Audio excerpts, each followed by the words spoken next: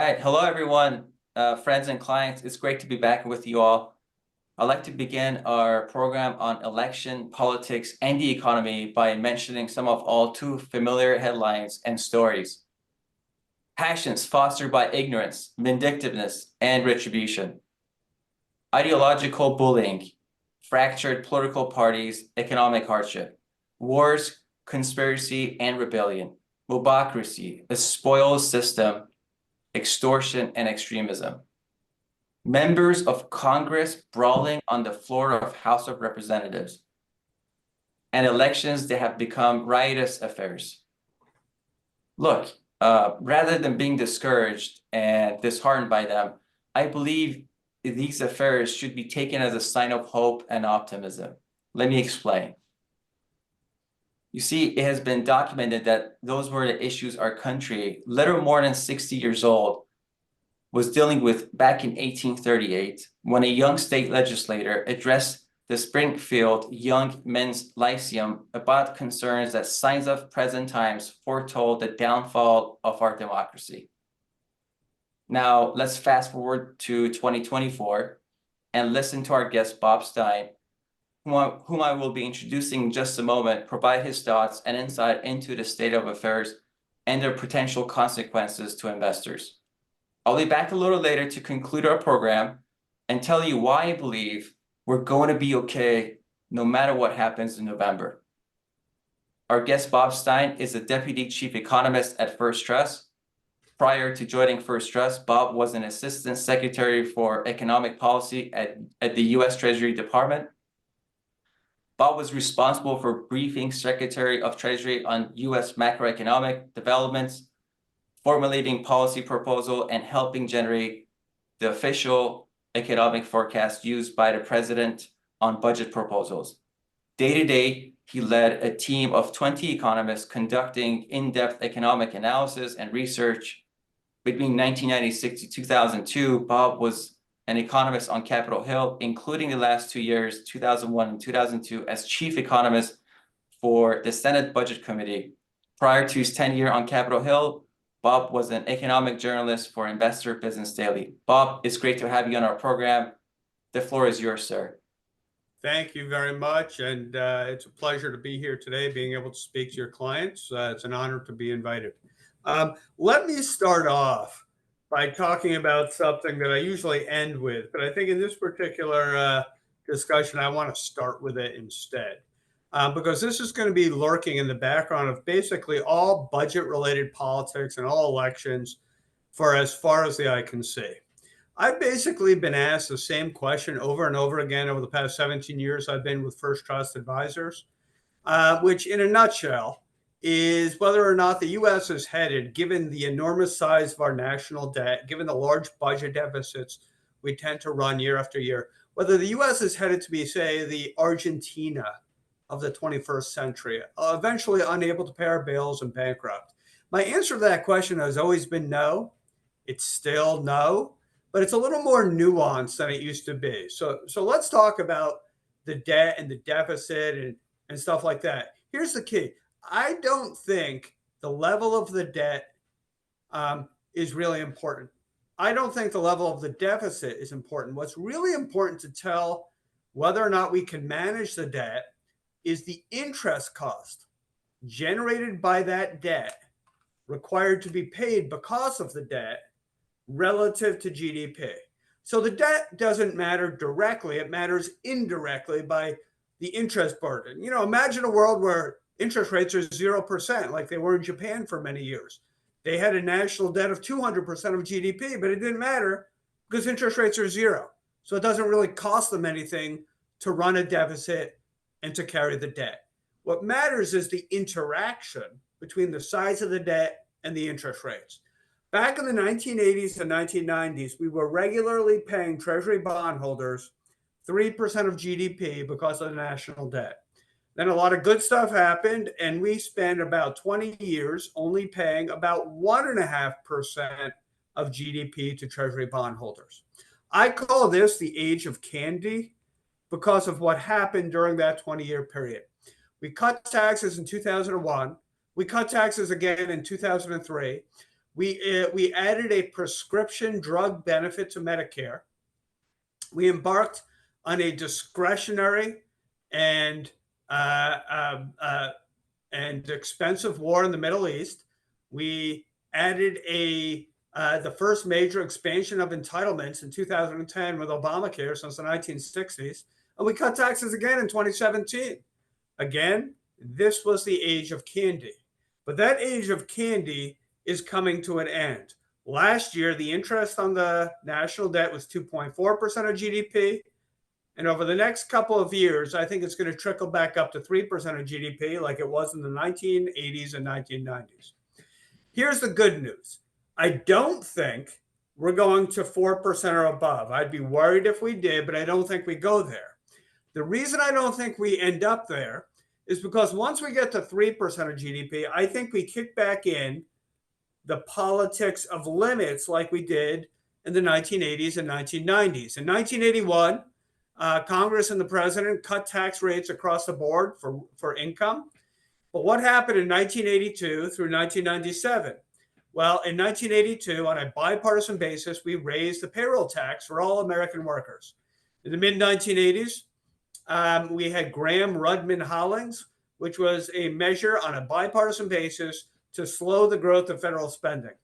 Then in 1990, Bush the elder negotiated with the Democrats who ran Congress at the time to renege on his no new taxes pledge and to set strict spending limits on both social and military spending alike. And then in 1993, we raised taxes once again, and we decided to maintain those strict spending limits negotiated under George Bush the elder.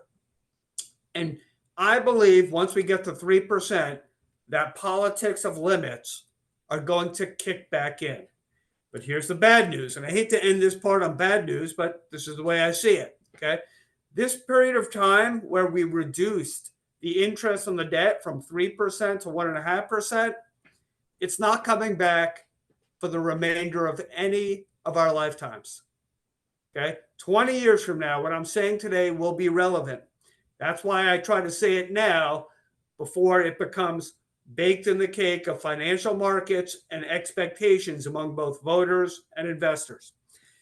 Why is this not going to happen again? Well, think about why it happened in the first place. We had the baby boom generation hurtling toward their peak earning years. Social Security and Medicare are a relatively small part of the federal budget. And we had a peace dividend left over from winning the Cold War. What's happening right now? The baby boom generation is hurtling toward the golf course and the beach, not their peak earning years. We have Social Security and Medicare, a large and growing share of the federal budget. And then we have China, Iran, and others preparing for war. Now, knock wood, there isn't a war, much less multiple wars. But if we want to prevent these wars, we darn well better be prepared for war.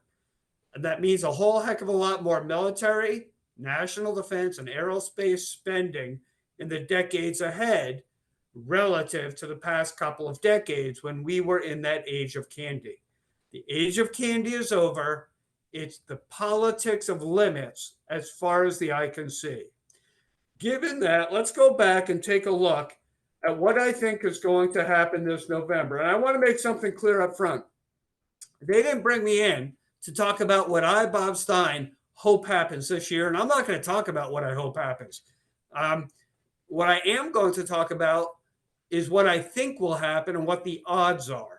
On the Democratic side, I think Joe Biden has about an 80% chance of being his party's nominee. It's not 100%, not because I think somebody's going to come out of the woodwork and beat him in the primary. But if you look at the actuarial tables and plug in 81-year-old white male, and if you add to that his health condition and whether or not he has some sort of Mitch McConnell style moment or two before the cameras over the next 8.5 months or so, I think there's a 20% chance he has to withdraw. Now, if he had to withdraw from the race 6 months ago, or if he decided to withdraw from the race 6 months ago, I think there would have been a free-for-all in the Democratic Party with many candidates getting in. But at this point, given that the process of selecting delegates has started, given that many of the filing deadlines have passed for various states, I think it would be very difficult for the Democrats to pick anyone other than the vice president to be their nominee. There are rumors going around Washington about Michelle Obama. I believe they're BS. I believe they're gossip. And I believe the only reason people are purveying this gossip is because they want to appear like they're in their know, even though they're not. It's gossip, it's hearsay. I don't believe there's anything there.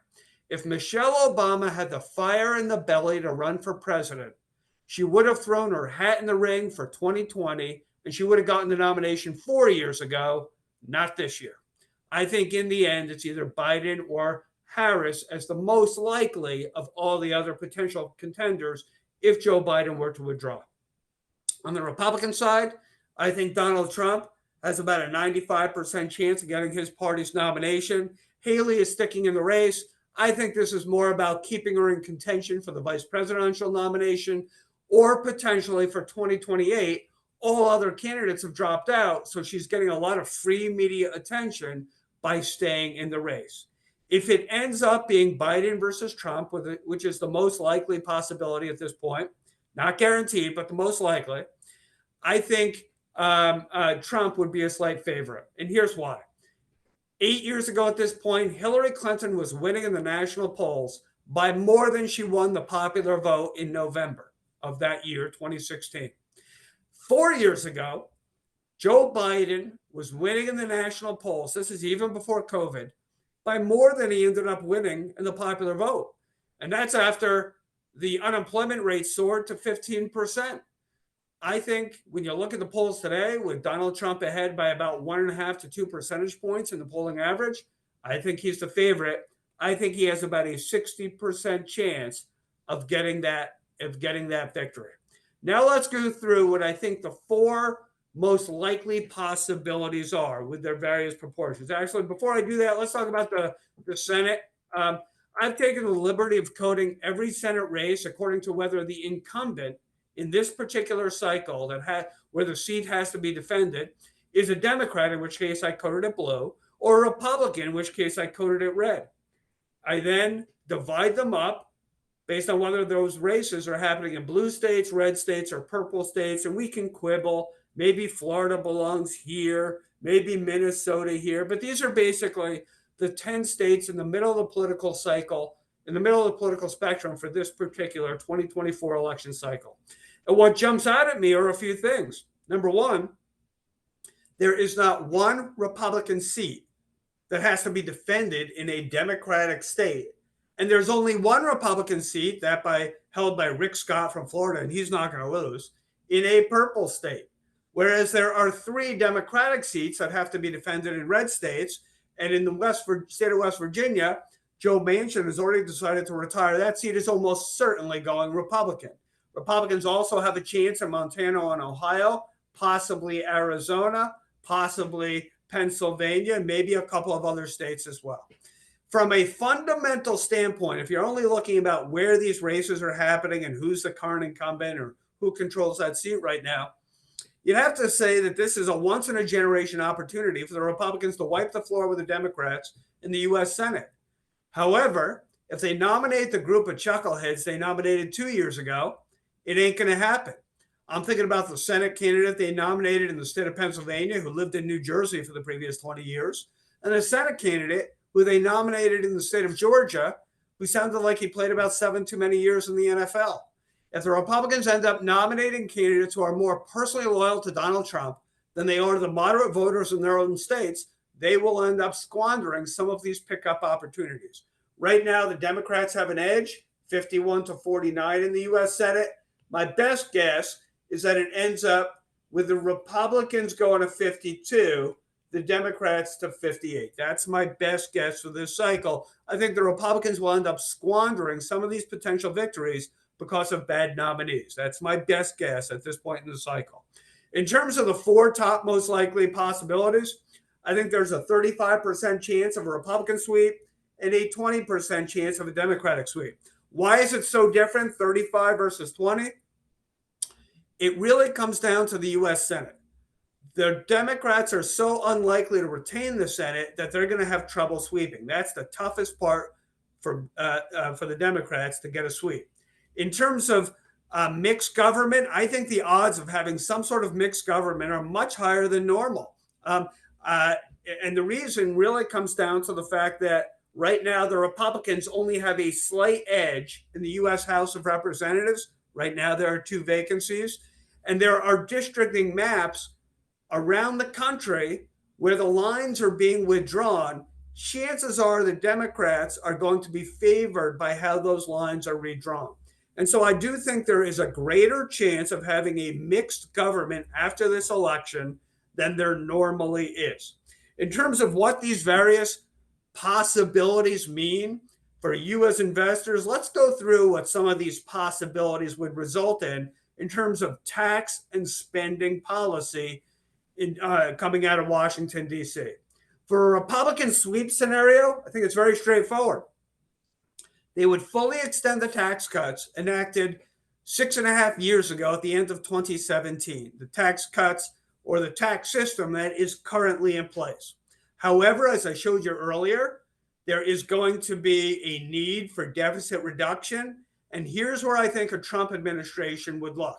Number one, they would increase tariffs. President Trump would have unilateral authority to increase tariffs. Any president does, and I think he would exercise it.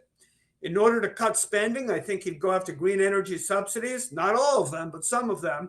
And I think they would go after Medicaid as well. Not Social Security, not Medicare for senior citizens, but they would go after Medicaid and try to wring some savings out of that program over the next several years. In terms of one of the mixed government scenarios, remember, this is only a 20% scenario.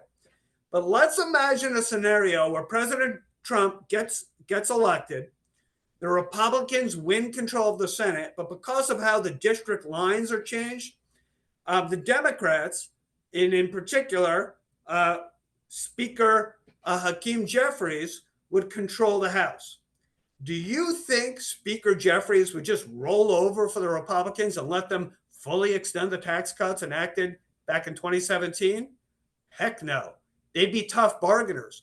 I think they'd allow some of those tax cuts to be extended, but by no means all of them. I think they would try to negotiate the Democrats to extend more of them, but only if they can get an expansion in the state and local exemption, which helps people from blue states more than red. In that environment, maybe the state and local exemption cap would go from 10,000 to 20,000 instead. In this environment, however, the president would still retain the power, President Trump, to impose higher tariffs. He could do that unilaterally without congressional agreement. And I also think in this unique 20% scenario that he would attempt something that presidents haven't attempted for the past 50 years, which is to take money that Congress has appropriated for various discretionary programs and refuse to spend it. Hasn't happened since the Nixon days. Congress back then passed a law over Nixon's veto to change the way the budget process worked on Capitol Hill. But I think President Trump would challenge that and say he has inherent power under the Constitution to impound funds. Other presidents haven't exercised this since Nixon, but I think he would. It would then go to the Supreme Court and they would decide whether presidents have this authority or not. This could not be used, this impoundment power, to fix the budget deficit completely, but it could make a little bit of a difference at the margin. Another mixed government scenario would be, say, Joe Biden winning re-election, but the Republicans taking control of the U.S. Senate. I think there's a 25% possibility of that. In that scenario, the template would kind of be what happened at the end of 2012. At the end of 2012, the Bush tax cuts dating back to 2001 and 2003 were set to expire. They ended up extending almost all of them, except at the tippy top of the income scale, where the 35% rate went back to 39.6. So I would expect something like that to happen this time as well.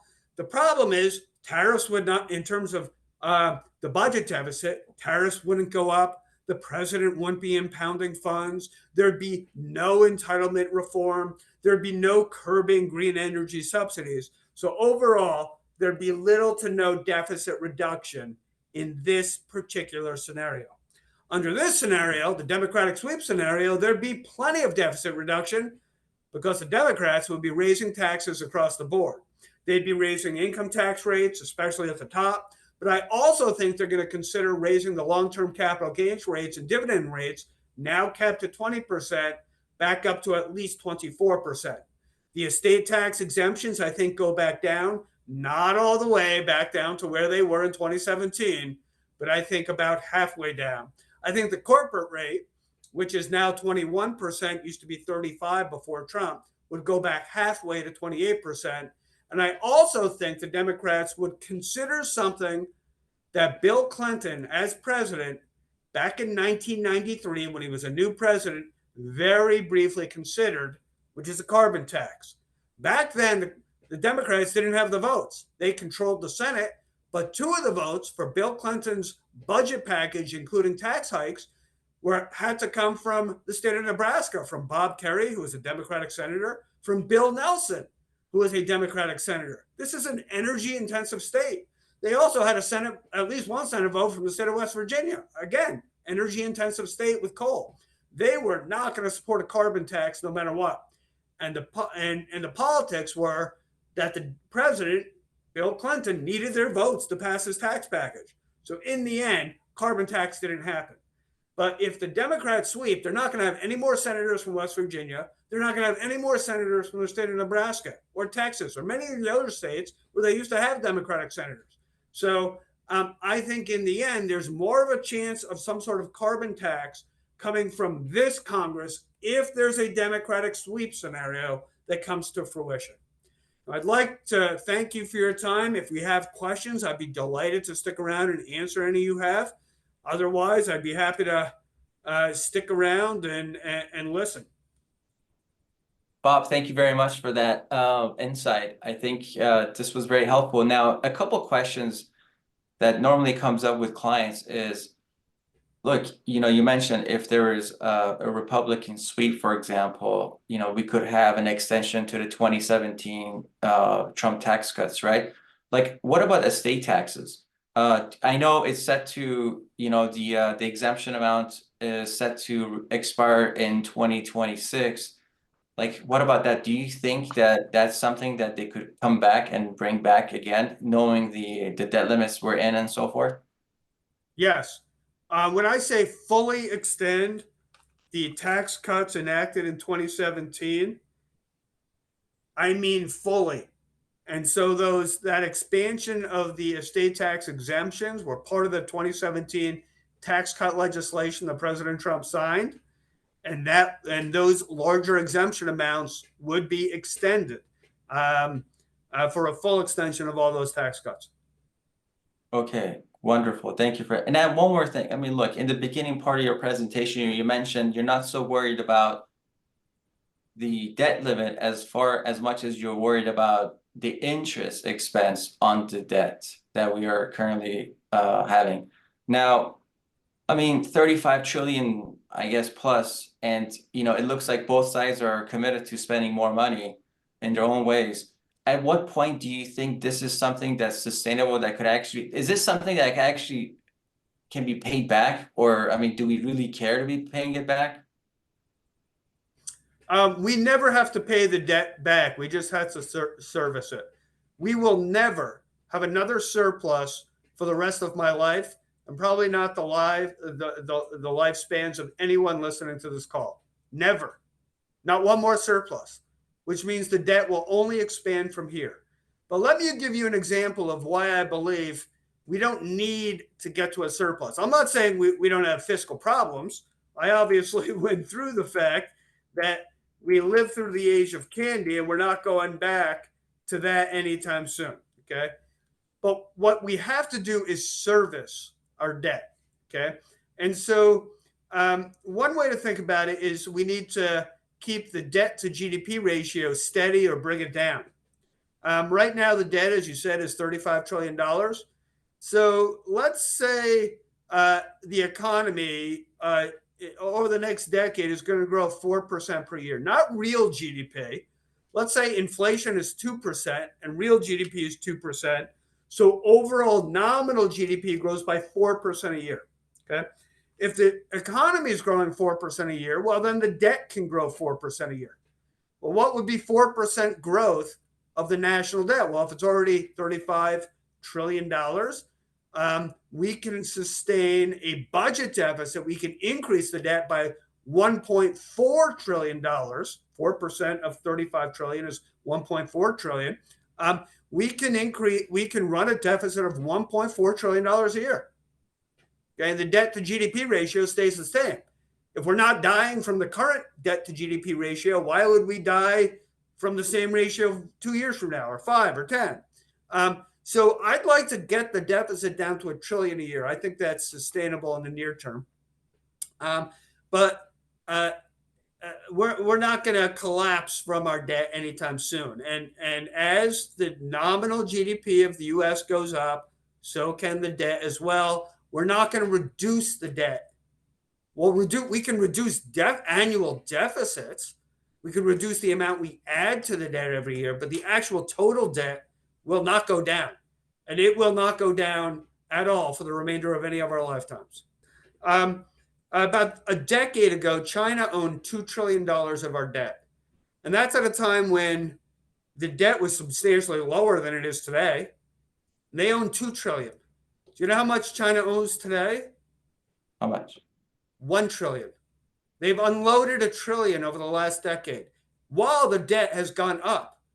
Now, they still own $1 trillion. Okay. So why would the next trillion be the magic trillion? I don't get that. It doesn't make any sense to me why people think China has this outsized leverage over the US because they still own $1 trillion of debt. They've already gotten rid of $1 trillion. I mean, who cares? When COVID hit the US, or right before COVID hit the US, we were scheduled to have annual deficits for 2020 and 2021 of $1 trillion a year. We ended up for those 2 years, the first 2 years of COVID, running $3 trillion deficits per year. 3, not 1. And so we issued $4 trillion in additional debt over those 2 years. $4 trillion. Okay, 4 times the amount that China owns today. So we're really not beholden to China in this regard. What we really have to our advantage is the fact that as emerging markets like India and Indonesia and various other countries around the world, as their living standards grow, their central banks, because there's more transactional demand in those countries. Let's take India, for example, with the rupee. Because India right now doesn't own a lot of our debt. They just don't. Over the next 20 years, as India's economy grows, there's going to be more local demand for rupees because there's more business being conducted, more economic activity being conducted. They need more rupees. And so the Central Bank of India is going to have this issue. Like, they're going to issue more rupees because people want them. It won't be inflationary because people actually demand more rupees. So extra supply will just meet the extra demand for rupees. But then when they issue these rupees, they're going to have to decide to back those rupees up with something. They would love to back them all up with bonds issued by the Ministry of Finance of India. But if they did that, who the heck is going to use the rupee? In the end, they're going to be forced out of their own self-interest and out of their own circumstances to buy more U.S. Treasury securities. And they're going to. And the demand is going to be there. And I have to tell you, there's enormous domestic demand and demand among investors in advanced countries around the world, because as there's population aging, there's demand that grows for more secure assets and assets that they know the principal is going to pay off, even if the interest is relatively low. And so the demand coming from advanced countries, including U.S. households and U.S. corporations, is going to be enormous for U.S. treasuries in the future. I'm not saying the debt isn't a problem. A lot of people hear my presentation and they think, oh, Bob Stein said the debt isn't a problem. That is not what I'm saying. What I'm saying is You have to measure whether or not the debt is a problem by looking at the manageability of the debt. And manageability should be measured by the interest burden generated by that debt. It was high in the 80s and 90s. There was no financial collapse. And it's been lower for the past 20 years, so there certainly wasn't a financial collapse. Japan has had a 200% debt to GDP ratio, roughly double ours, without any sort of collapse because of it, because they had 0% interest rates. You have to look at the debt relative to interest rates relative to GDP. When you put those few together, I don't see some sort of Armageddon moment for the US financial system or economy anytime soon. That doesn't mean we're going to experience rapid economic growth, but it doesn't mean we're going to experience an implosion either. Awesome. Bob, thank you so much for your time and being with us and on our program today, and your insight and answering the questions. Truly appreciate it. Honestly, wishing you the best. Thank you so much. Thank you. All right. Now, as Bob went through this presentation, I want to close this with some closing remarks, if that's okay.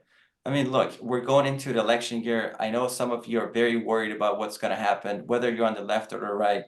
I think given our political climate that we're in, it reminds me of, I came across a renowned historian, Alan Gelsdow's most recent work, Our Ancient Faith. And in his book, he explains how Abraham Lincoln's trust in democracy helped him face the most severe ordeal our nation had ever encountered.